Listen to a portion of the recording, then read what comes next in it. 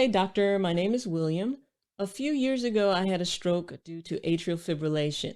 Because of that, I was put on blood thinners, and that's when my ED started. I can get up, but not like before. Can you give me some advice and some tips, please? So I think one thing to keep in mind about atrial fibrillation. So when he's talking about fibrillation, he's actually talking about the fact that his heart was kind of doing this, one of the chambers of his heart, instead of all the way doing the contraction and pumping.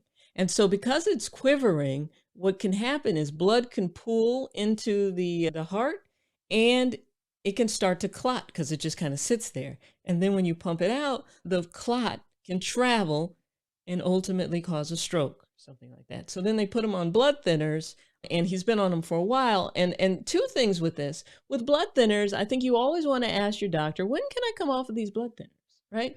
Is there another solution for me with these blood thinners? Can't we stop the atrial fibrillation? Have we tried everything to stop it? And I think this is a really great time to kind of introduce to you this concept of, a lot of times we don't get to the root cause of the issue, and as a result of it, we stay on medication for forever, when if we had a drilled down to what's causing the atrial fibrillation, or fixed what's causing the atrial fibrillation, then you don't necessarily have to be on medication every day for the rest of your life. Now, it's easy to be scared because you did have a stroke into thinking, oh my God, I got to be on blood thinners for the rest of my life. But most doctors now are a little more progressive than that, and will help you come up with a strategy so that you don't have to be on blood thinners every day for the rest of your life. Now, there's a lot of money in you being on blood thinners for the rest of your life, right? Pharmaceutical gets paid, the doctor gets paid because they got to check up on the blood thinners. But what if you focused on trying to fix the problem that caused it in the first place? And so I saw this interview earlier this week, and so it's interesting that this question comes up. So I'm going to play this video, and this is Big Sean talking about when he actually was diagnosed with atrial fibrillation. And I think it's an important video because here he was diagnosed with Heart. this at the age of 19, I believe he said. And just to kind of talk a little bit about his journey, I want to remind you that this could very well be your journey too. And It got so bad that I couldn't walk from one side of the room to the other side of the room without being short breath. Your heart runs on electric currents. Mine was like beating like this. Weird, right? Anyway, I passed out in the shower, went to the hospital. They were like, man, we're gonna have to put a what's the thing? What is the shot? Pacemaker. We're gonna have to put a pacemaker in your heart, or we can cut half of your heart open, scar it, and the electric currents will run through the scars. Man, I went to this doctor who's actually my doctor now in Michigan, one of the best doctors in the world, Dr. Brownstein. He gave me magnesium and a couple other things. He was like, make sure you take this magnesium. I go back a week later, or like a week and a half later, to get prepped for the surgery that we couldn't afford. And they test my heart, and they're like, oh my God, your heart's fine. They diagnosed me with a whole disease. They diagnosed me and said my heart, I had a diseased heart.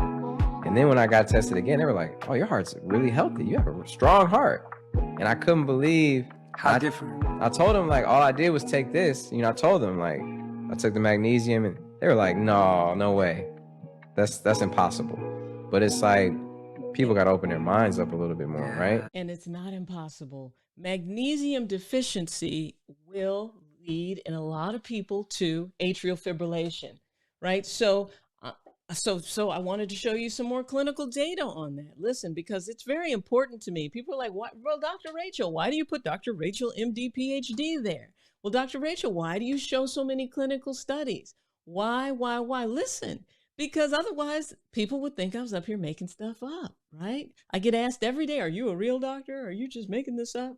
I am a real doctor, and so I wear it on a shirt so you can see that. I wear the scrubs just to remind you, and I show you clinical data so you can know that I'm not making this up, so that when you go talk to your doctor, you say, listen, I was watching this nice doctor on YouTube. She seems so nice. She's so pretty. She's so kind. She gives, anyway, I was listening to her and she said X, Y, and Z. And by the way, here's the study. What do you think about it, doctor? And that's ultimately why I do so much with the studies, right? Because I think at the end of the day, you can talk this and talk this, but if you show up in your doctor's office with clinical studies and informed with this type of information, they can't deny you the space to at least listen to you, right? So this one, the role of magnesemia in cardiac arrhythmias. And this is a clinical perspective, and it basically talks about how low magnesium, which 2/3 of us have, let me be clear about that. 2/3 of us have it, and how it can impact the rhythm of your heart, right? So this is a great article that you can show.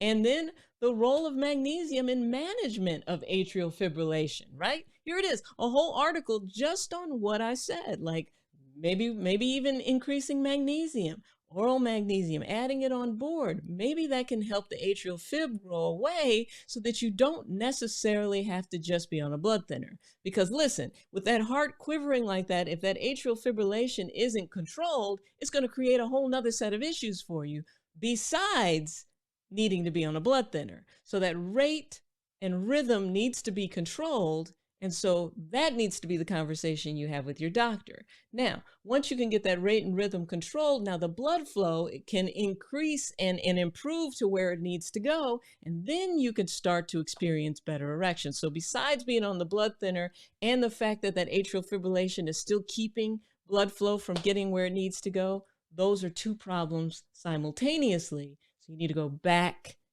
to the beginning, to the source, and kind of start there. Right? I hope that helps. Great question.